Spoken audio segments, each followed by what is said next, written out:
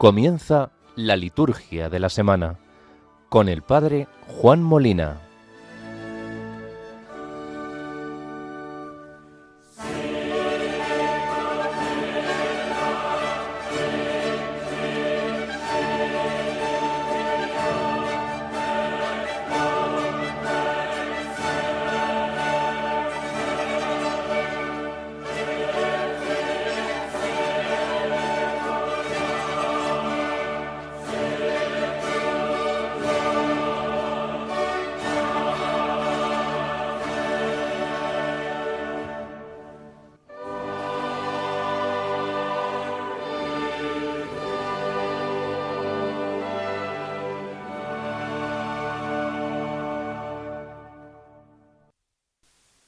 ¿Qué tal, familia? Qué alegría volver a encontrarnos de nuevo en este sábado 1 de agosto, que seguramente sea un día de mucho trajín, tanto para los que están volviendo de vacaciones como para los que están empezándolas y para aquellos que no las tenemos, pero que aquí estamos, con toda la alegría del mundo, ¿verdad?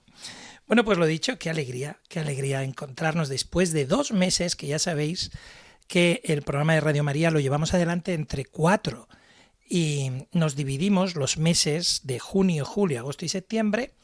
Habitualmente ya sabéis que hacemos un sábado cada uno, los del mes, y luego hacemos también una tertulia, pero en esos 4 meses, que como digo, junio, julio, agosto y septiembre, lo que hacemos es dividirnos. Uno hace todo el mes de junio, otro hace el mes de julio, a mí me toca el mes de agosto y a otro compañero le tocará el mes de septiembre.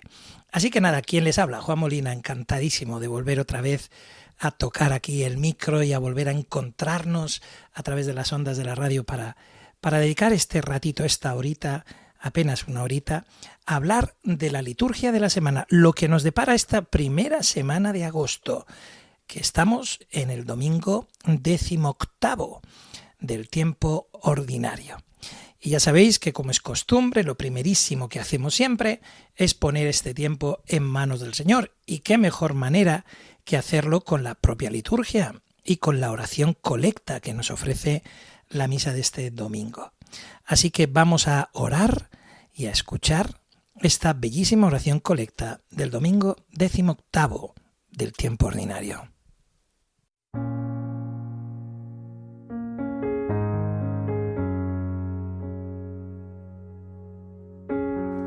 Atiende, Señor, a tus siervos, y derrama tu bondad imperecedera sobre los que te suplican, para que renueves lo que creaste y conserves lo renovado en estos que te alaban como autor y como guía. Por nuestro Señor Jesucristo, tu Hijo, que contigo vive y reina en la unidad del Espíritu Santo, y es Dios por los siglos de los siglos. Amén.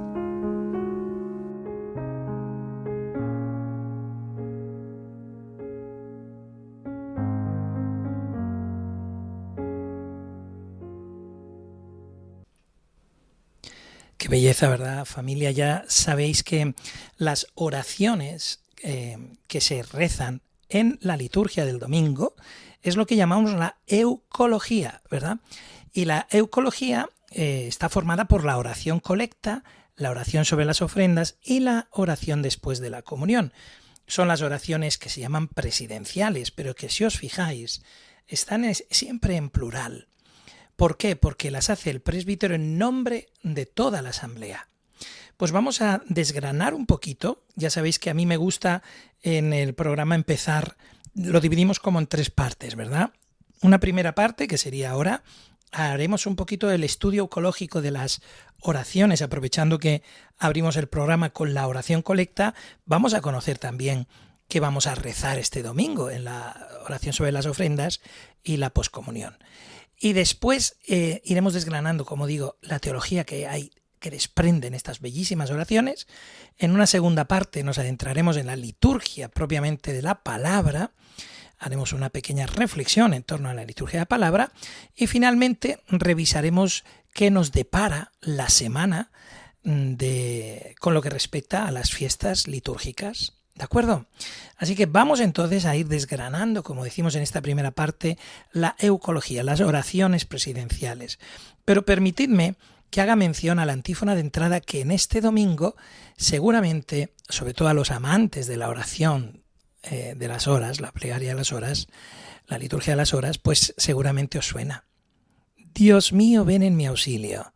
Señor, date prisa en socorrerme. Salmo 69, versículo 2, y luego sigue diciendo que tú eres mi auxilio y mi liberación. Señor, no tardes.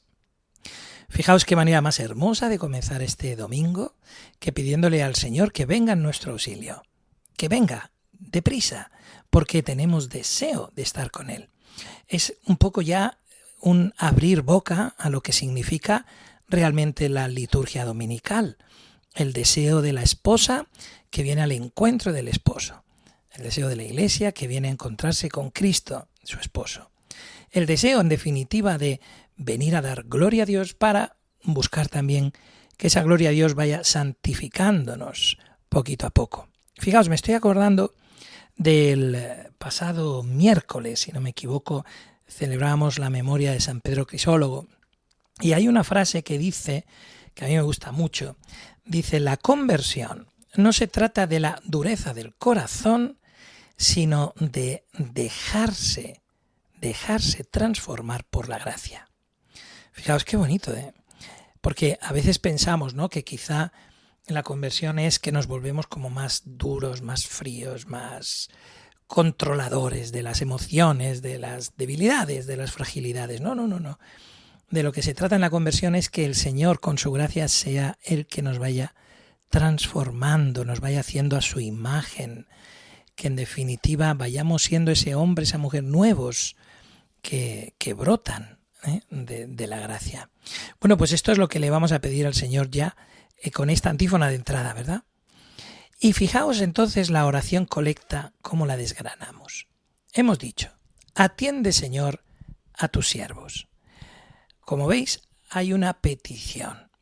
Atiende, Señor, escucha, Señor, a tus siervos, a tus hijos, a los que venimos gimiendo y llorando, como dice el Salmo, ¿verdad? Y como dice el canto a la Salve Regina, gimiendo y llorando en este valle de lágrimas. Pero es verdad, muchas veces venimos, Señor, con nuestra inquietud, con nuestros problemas, nuestras dificultades, también con nuestros sueños, nuestros anhelos. Venimos, Señor, a que nos atiendas. Por favor, atiende, Señor, a tus siervos. ¿Y qué es lo que le pedimos en concreto? ¿Qué es lo que tiene que atender? Pues dice la frase, y derrama tu bondad imperecedora. Lo que le pedimos es que nos atienda, que nos escuche, que nos llene de su bondad, que no caduca, es imperecedera, que permanece. Y luego dice, para que renueves lo que creaste y conserves lo renovado.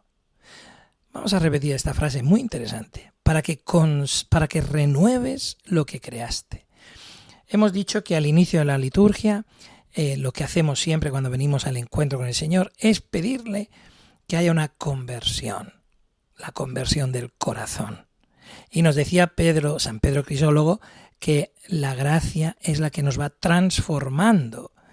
Pues esto es lo que le estamos pidiendo, que nos renueve, que nos transforme. Y fijaos, perdonad que haga mención a esto, pero es que a veces hay una cierta confusión. Yo cuando doy catequesis de confirmación de adultos, me gusta mucho, y catequesis de adultos, me gusta preguntar esto al inicio del curso, ¿no? Digo, ¿podéis, por favor, levantar la mano quienes estáis de acuerdo con esta afirmación que voy a hacer? Todo ser humano que nace, que es gestado, que nace, que viene a la vida, es hijo de Dios. Y al principio, los que empiezan, es sorprendente, mayoritariamente levantan la mano todos, ¿no? No sé si vosotros también desde casa estaríais de acuerdo con ese levantar la mano.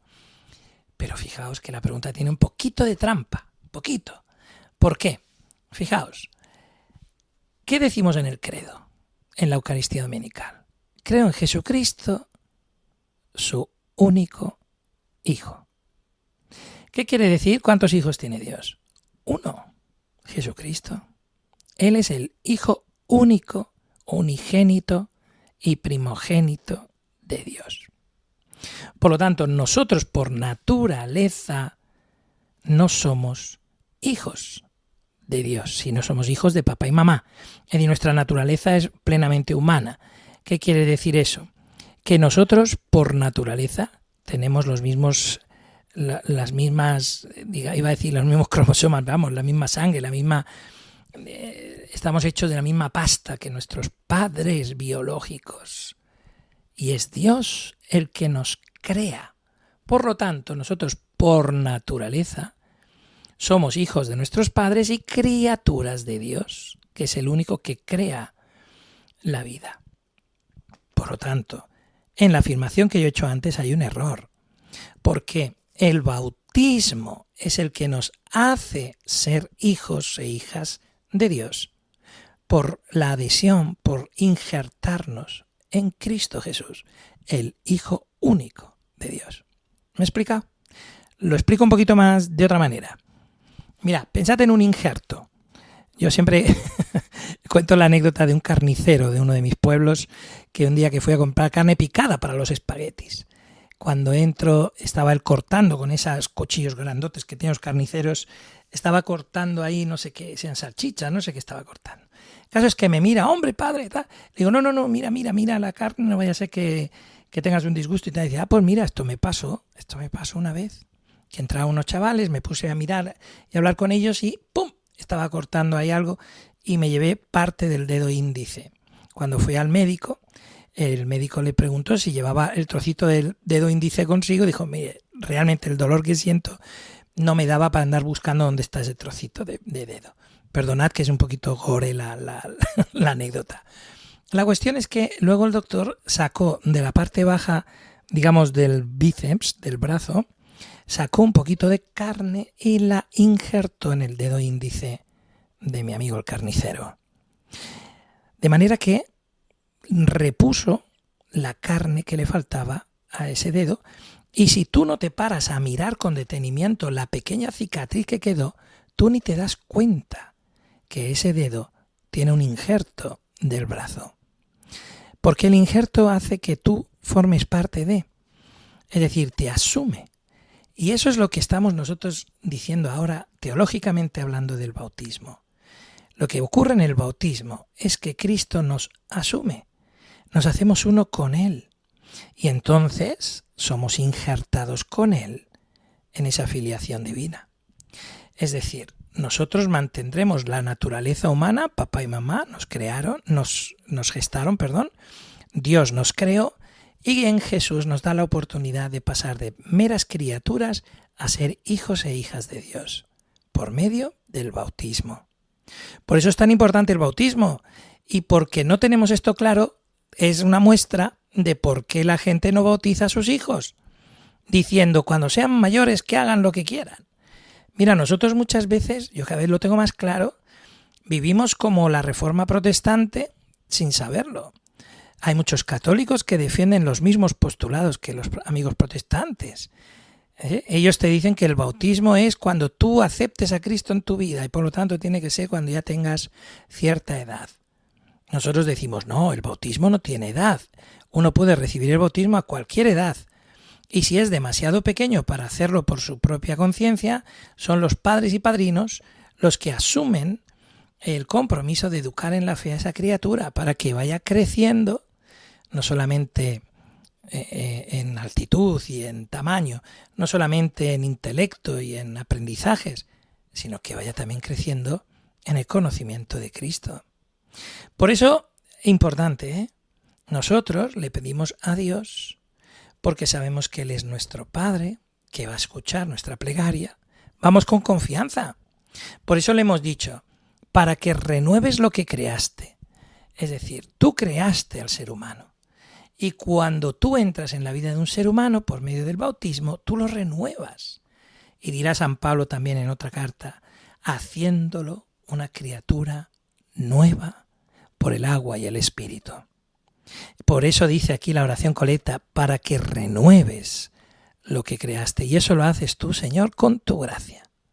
Pero no solamente pedimos que renueve la condición de criaturas a condición de hijos, sino que además afirmamos, y conserves lo renovado en estos que te alaban como autor y como guía. Es decir, da un presupuesto, el presupuesto de que nosotros alabamos a Dios como reconocimiento de ser el autor y el guía de nuestra existencia.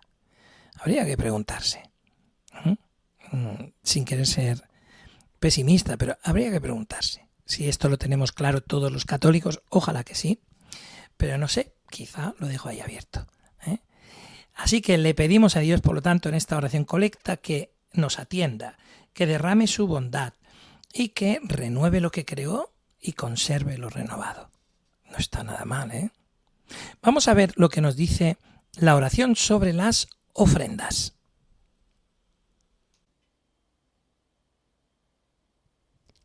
Te pedimos, Señor, que en tu bondad santifiques estos dones, aceptes la ofrenda de este sacrificio espiritual y nos transformes en oblación perenne.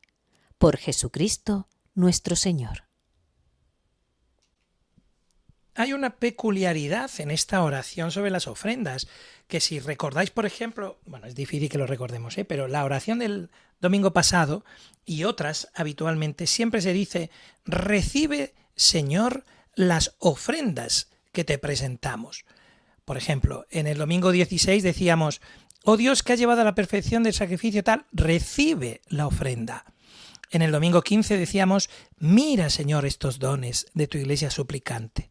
Pero la peculiaridad en este domingo 18 es que de nuevo volvemos a pedirle. Te pedimos, Señor.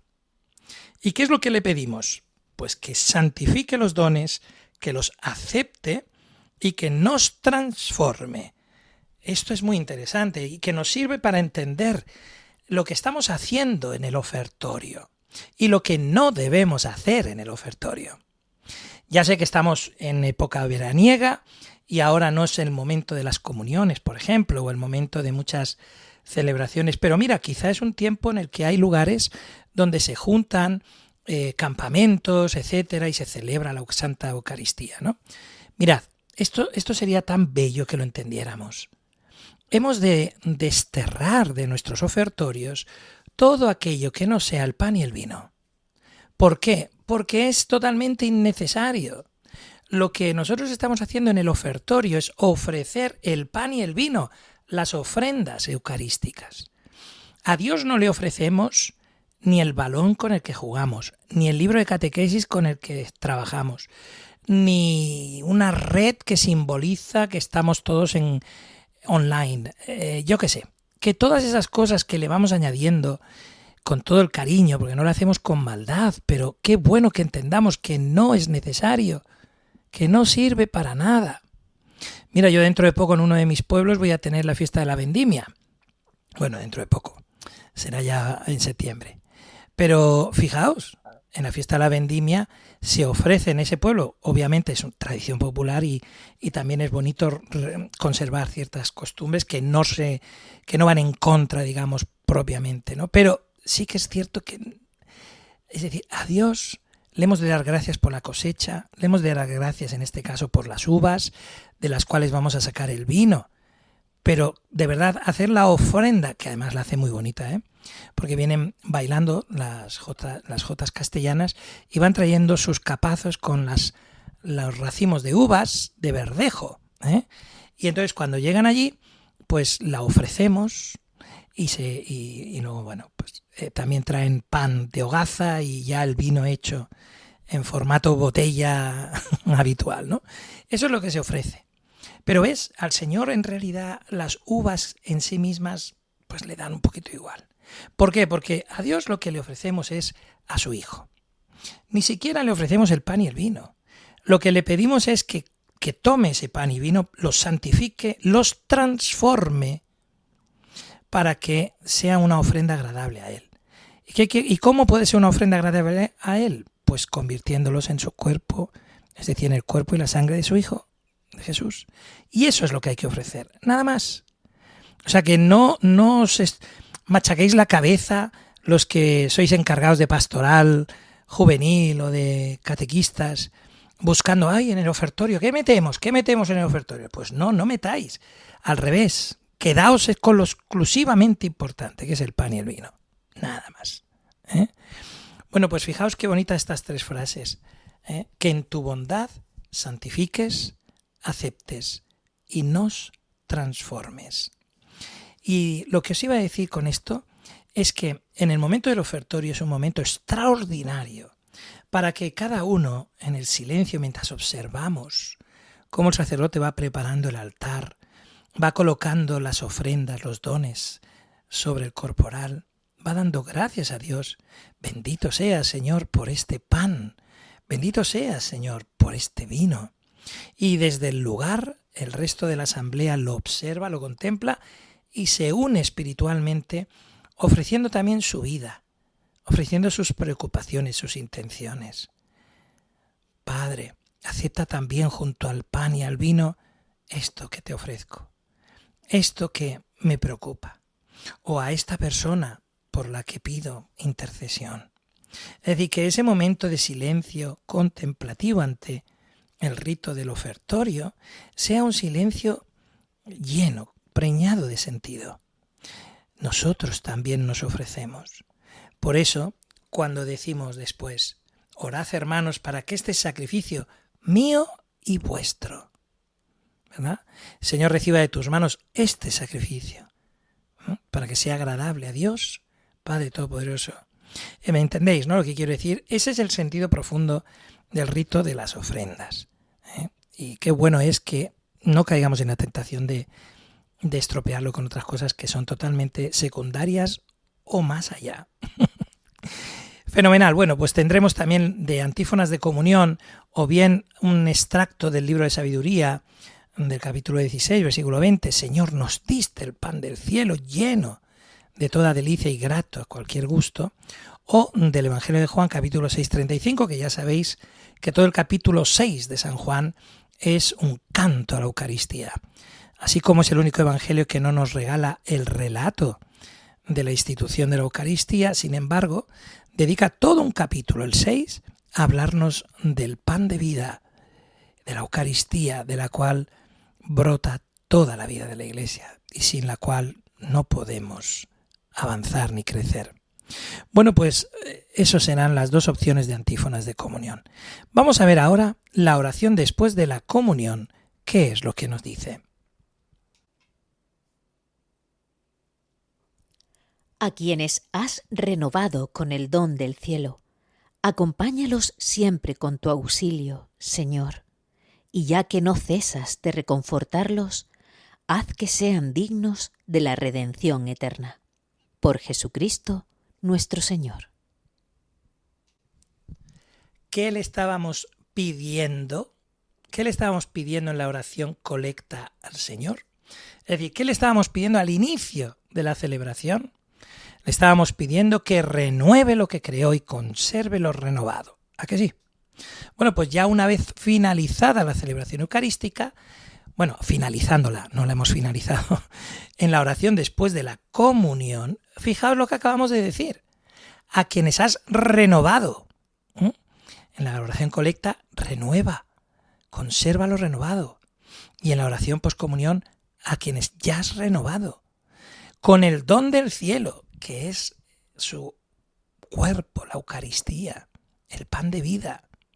¿Qué es lo que pedimos? Que somos transformados por lo que comemos. Nos convertimos en aquello de lo que nos alimentamos. Por eso, el participar de la Eucaristía es propiciar esa renovación de nuestra alma con el don que viene del cielo. Entonces, lo que estamos diciendo en esta oración poscomunión es a nosotros que hemos venido a eso, a que nos renueves y conserves lo renovado, te pedimos ahora que nos acompañes siempre con tu auxilio. Porque sabemos que una vez salgamos del rito eucarístico, volvemos al mundo donde tenemos que lidiar con un montón de dificultades, de situaciones, de contextos. Necesitamos siempre el auxilio del Señor. ¿Y cómo hemos empezado en antífona de entrada? Diciendo, Dios mío, ven en mi auxilio. ¿Veis? ¿Veis como que hay como un hilo conductor en toda la eucología, con las antífonas, las oraciones, las lecturas. Es decir, hay un hilo conductor domingo tras domingo. Dios mío, ven en mi auxilio, decíamos en la antífona de entrada.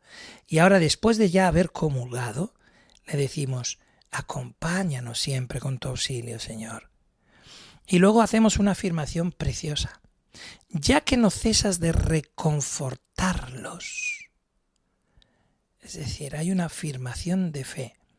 Cristo siempre está con nosotros, a nuestro lado, reconfortándonos. Y de esa manera nos hace dignos de esa redención eterna que es su promesa, sobre la que se sustenta nuestra esperanza. Así que fijaos qué belleza de eucología para este domingo 18º del tiempo ordinario. Ven, Señor, renueva a lo que creaste y mantén, conserva lo renovado. Que en tu bondad santifiques, aceptes y transformes. Y después que eso que has renovado lo acompañes con tu auxilio para que, reconfortados, seamos siempre dignos de esa redención, de ese regalo, de ese don de la salvación.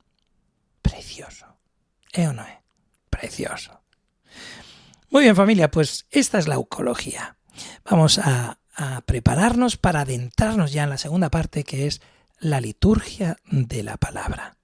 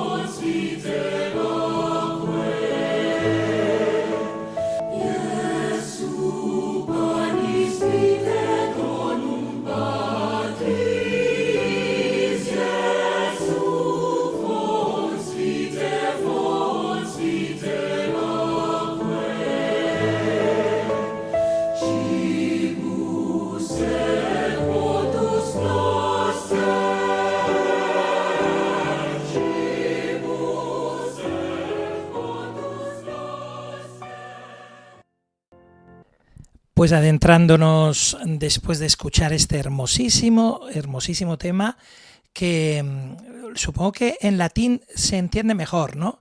Iesu panis vitae, Jesús pan de vida, a aquellos en gran necesidad, tanto cercanos como lejanos, que sepamos llevarles hacia ti, a todos aquellos que se marcharon, que se alejaron de ti, ¿no? Eso es lo que nos viene a decir este tema precioso, Iesu panis vitae, Jesús, pan de vida.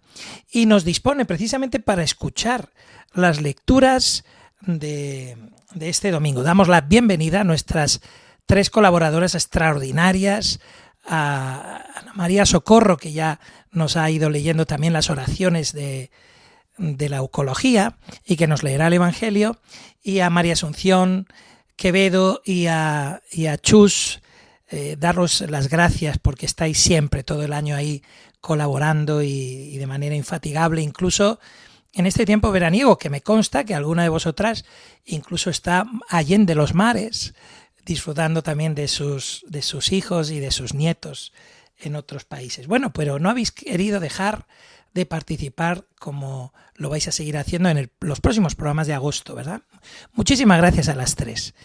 Pues como decimos, las lecturas de este domingo 18º del tiempo ordinario están sacadas del, recordemos, leccionario 1A, y la primera lectura de Isaías capítulo 55, versículos 1 al 3, venid y comed. Así que este canto que nos ha predispuesto, Iesu panis vitae, Jesús pan de vida, ¿no?, viene muy al caso. Y después la respuesta a esta primera lectura de Isaías será el Salmo 144, con esa respuesta muy interesante. Abres tú la mano, Señor, y nos sacias. Es decir, es el alimento que viene de ti nos sacia con creces, ¿no? La respuesta de la segunda lectura, el capítulo 8 de Romanos será en la segunda lectura. Fijaos, ninguna criatura podrá separarnos del amor de Dios manifestado en Cristo.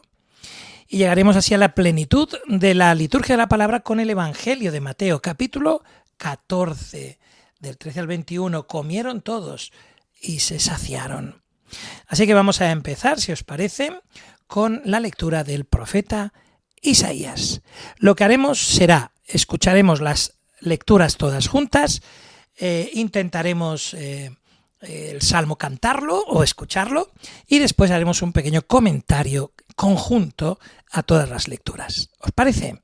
Pues muy bien, pues vamos entonces, sin más dilación, a escuchar estas lecturas preciosas. Es Dios quien nos habla.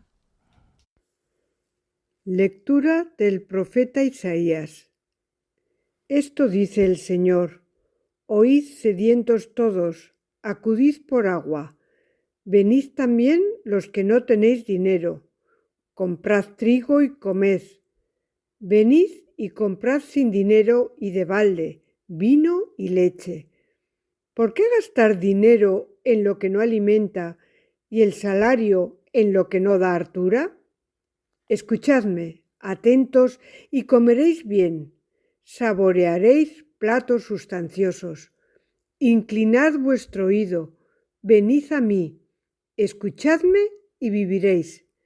Sellaré con vosotros una alianza perpetua, las misericordias firmes hechas a David. Palabra de Dios.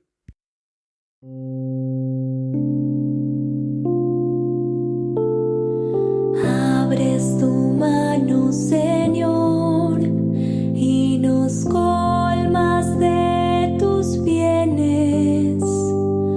Abres tu mano, Señor, y nos colmas de tus bienes. El Señor es bondadoso y compasivo, lento para enojarse y de gran misericordia. El Señor es bueno con todos y tiene compasión de todas sus criaturas. Abres tu mano, Señor, y nos colmas de tus bienes. Los ojos de todos esperan en ti, y tú les das la comida a su tiempo. Abres tu mano y colmas de favores a todos los vivientes. Abres tu mano, Señor, y nos colmas de tus bienes. El Señor es justo en todos sus caminos y bondadoso en todas sus acciones. Está cerca de aquellos que lo invocan, de aquellos que lo invocan de verdad.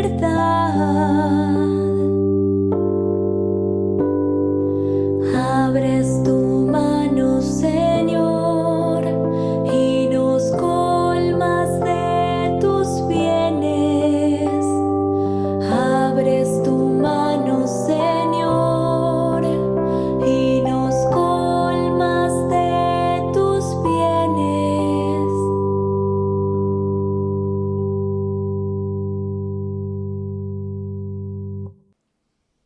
Lectura de la carta del apóstol San Pablo a los romanos. Hermanos, ¿quién nos separará del amor de Cristo? ¿La tribulación? ¿La angustia? ¿La persecución? ¿El hambre? ¿La desnudez? ¿El peligro? ¿La espada? Pero en todo esto vencemos de sobra, gracias a aquel que nos ha amado. Pues estoy convencido de que ni muerte, ni vida, ni ángeles, ni principados, ni presente, ni futuro, ni potencias, ni altura, ni profundidad, ni ninguna otra criatura podrá separarnos del amor de Dios manifestado en Cristo Jesús, nuestro Señor. Palabra de Dios.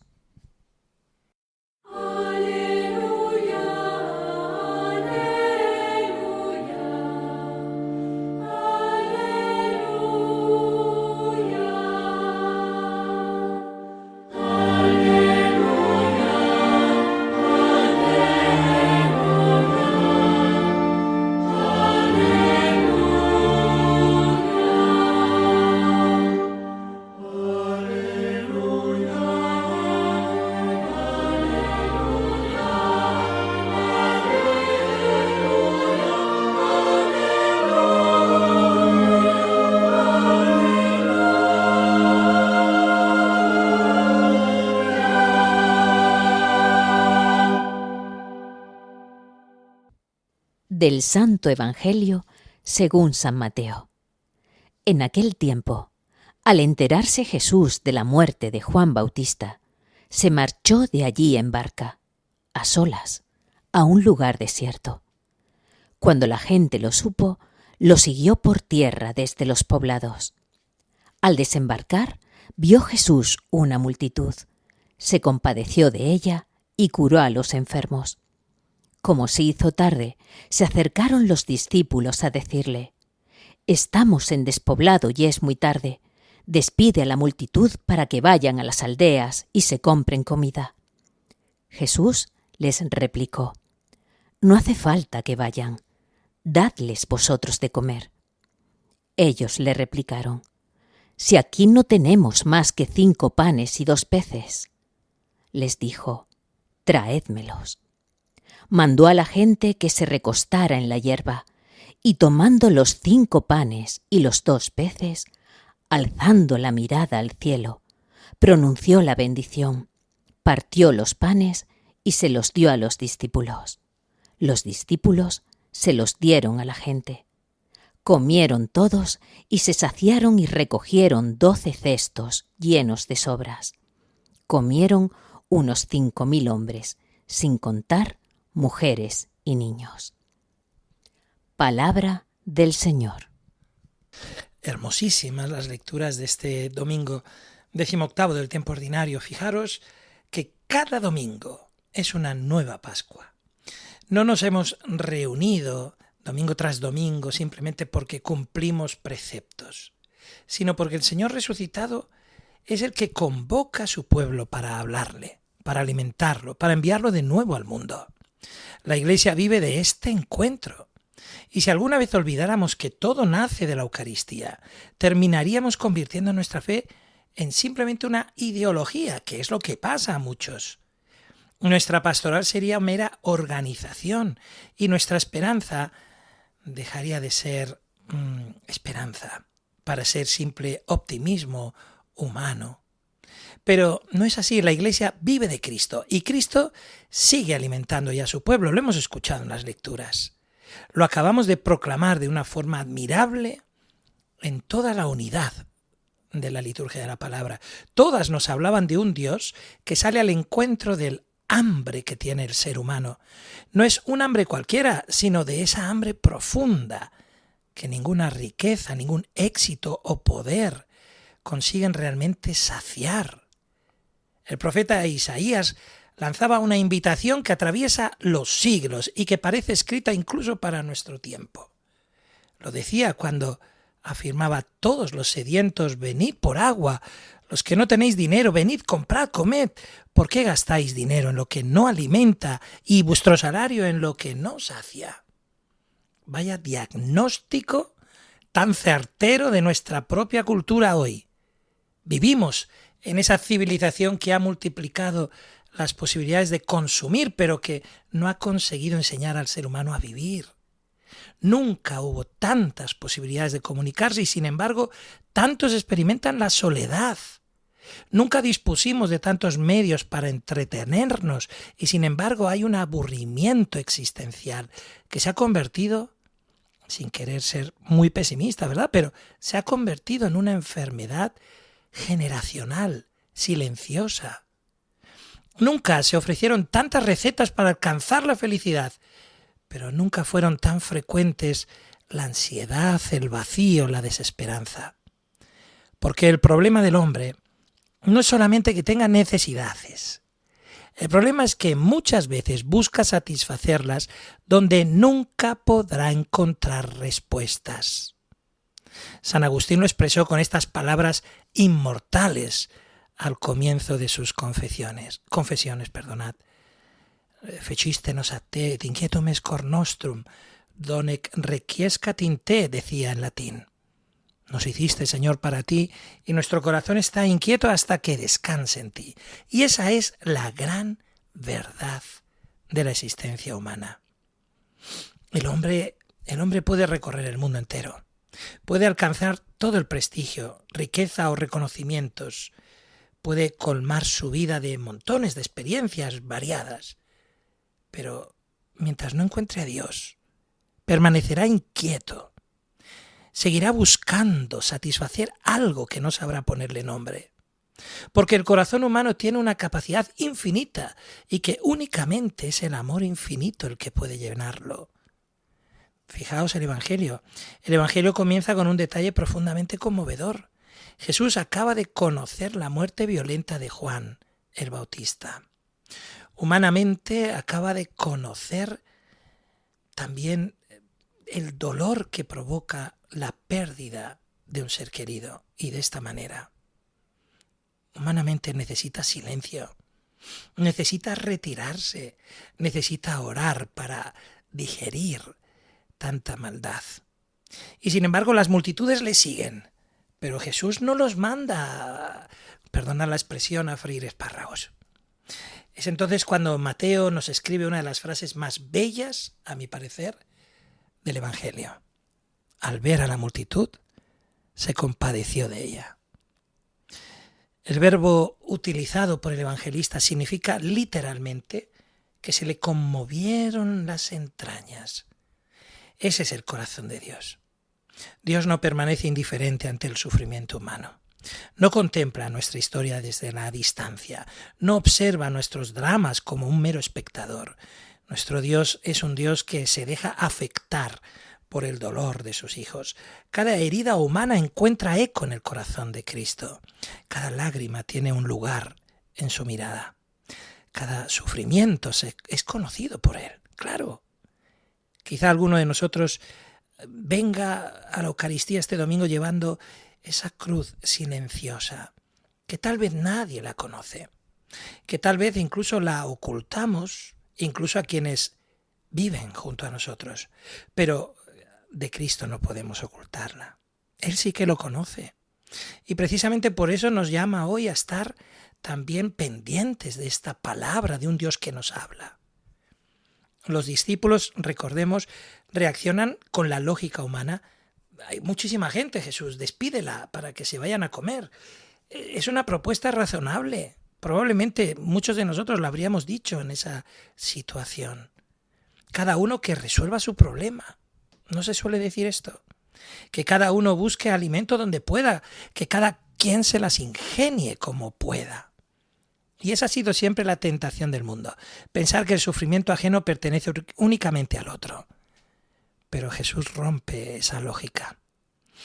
Pronuncia una frase que yo creo debería resonar constantemente en la conciencia de toda la Iglesia. Dadles vosotros de comer.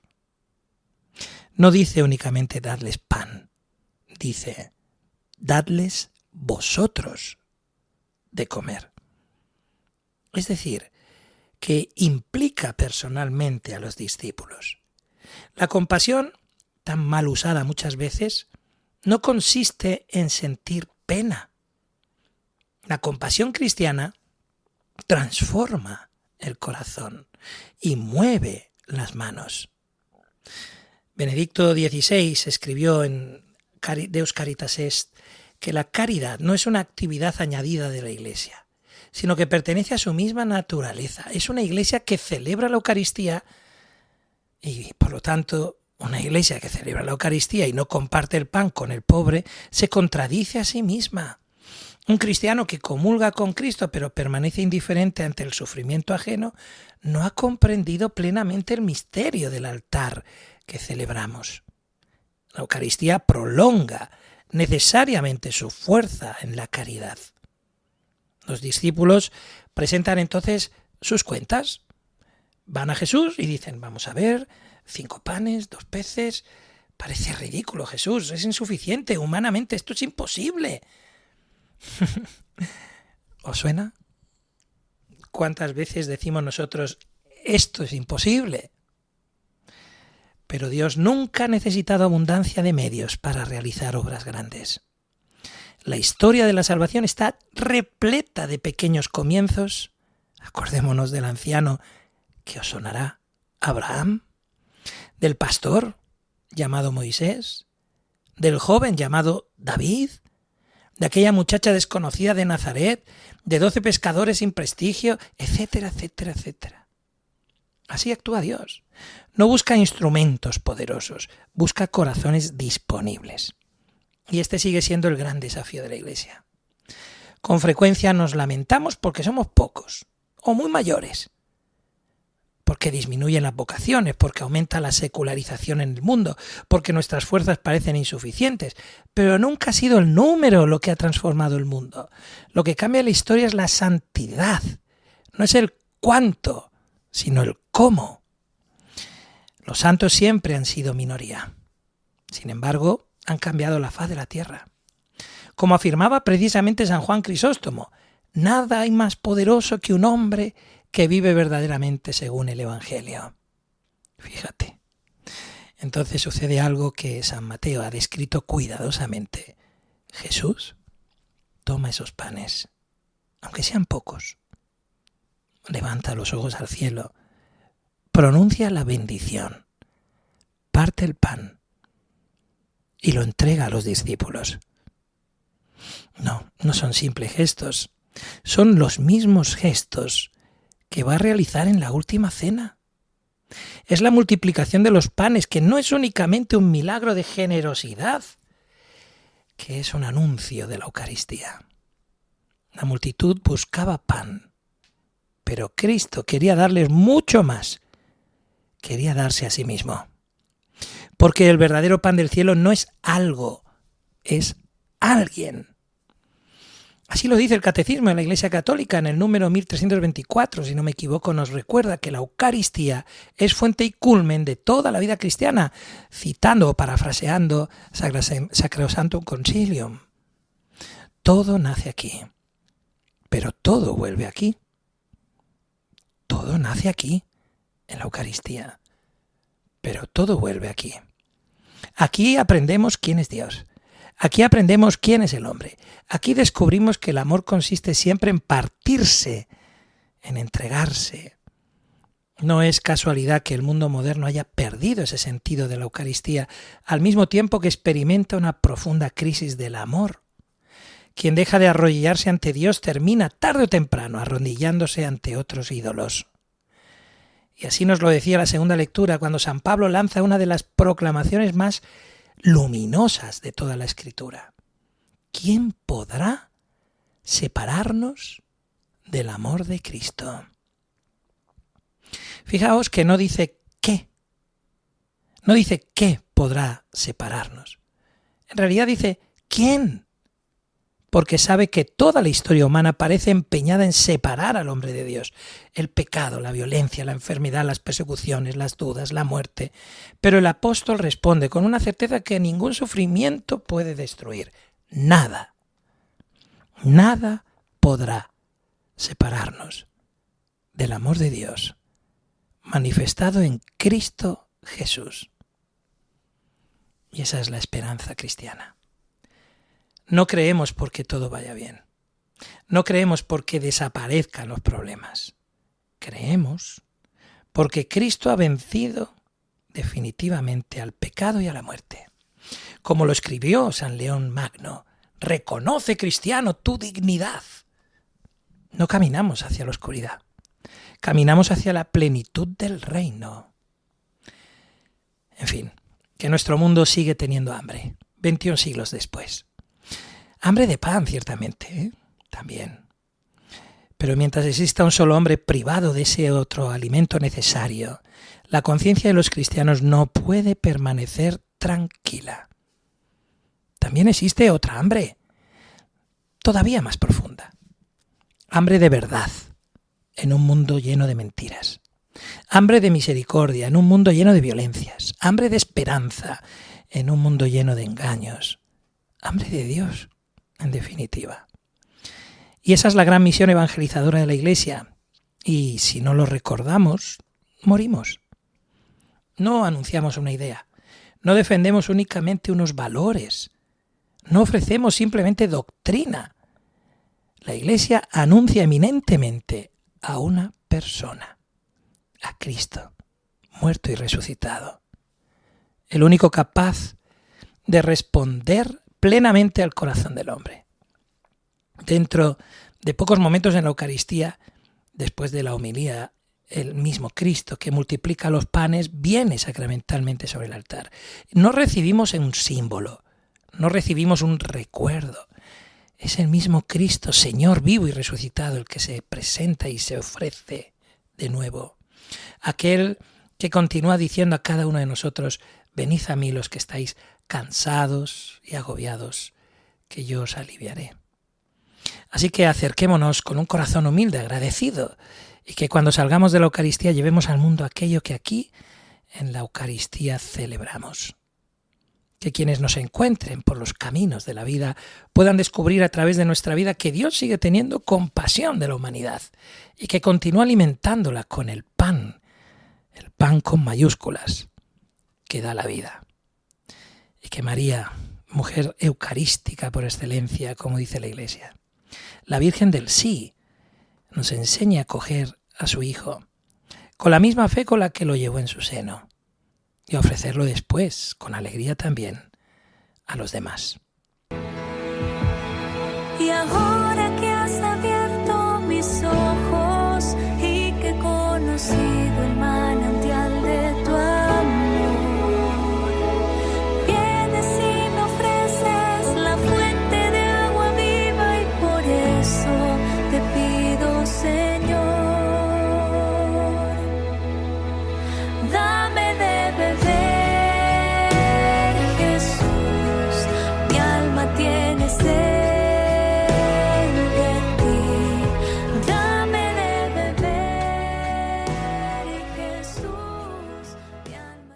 Ay, madre mía, que me parece que se me ha ido de las manos y que me he venido arriba y... Perdonad. Pero bueno, nos quedan escasamente 3 minutos para recordar qué nos deparará la liturgia de esta semana, que empezábamos en esta víspera del día 1 de agosto. Mirad, en realidad el martes, que recordaremos como memoria obligatoria a San Juan María Vianney, presbítero, ¿os acordáis? Después hay una memoria libre muy interesante, que es la dedicación de la Basílica de Santa María el miércoles. Pero llegamos al jueves 6 de agosto para celebrar una fiesta, la Transfiguración del Señor. Acordémonos que fiesta igual, gloria, siempre. Y precisamente después de la Transfiguración del Señor, pues llegaríamos así al sábado, donde celebramos la memoria de un grande, Santo Domingo de Guzmán, presbítero, y que nos acordaremos, por supuesto, de toda la orden dominicana. Acordaos, hasta la hora 9, a partir de ahí, el domingo 19. Así que nada, familia, pues nada, desear una vez más que vengáis con cuidado los que volvéis de las vacaciones y que marchéis con cuidado los que marcháis de vacaciones. Y los que nos quedamos aquí, pues que sigamos encontrándonos y disfrutando de lo que tengamos entre manos. Mucho cuidadito en la carretera. ¿De acuerdo? Y un abrazo grande, grandote. Pues estamos al habla. Nos vamos cuidando, orando unos por otros y que el Señor nos bendiga mucho. ¡Chao!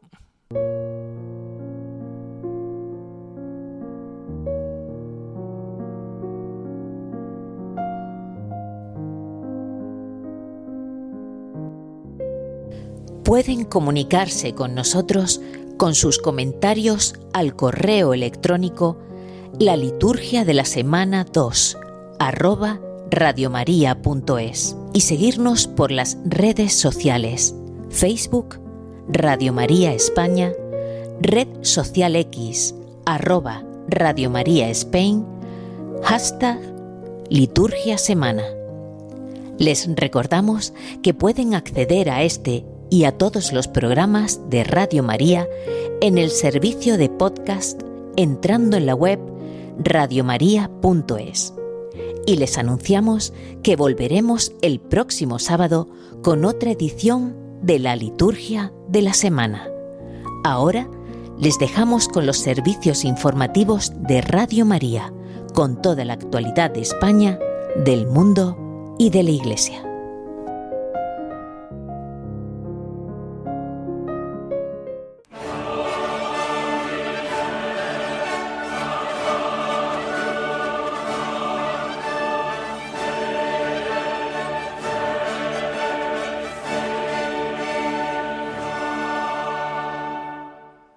Han escuchado la Liturgia de la Semana con el Padre Juan Molina.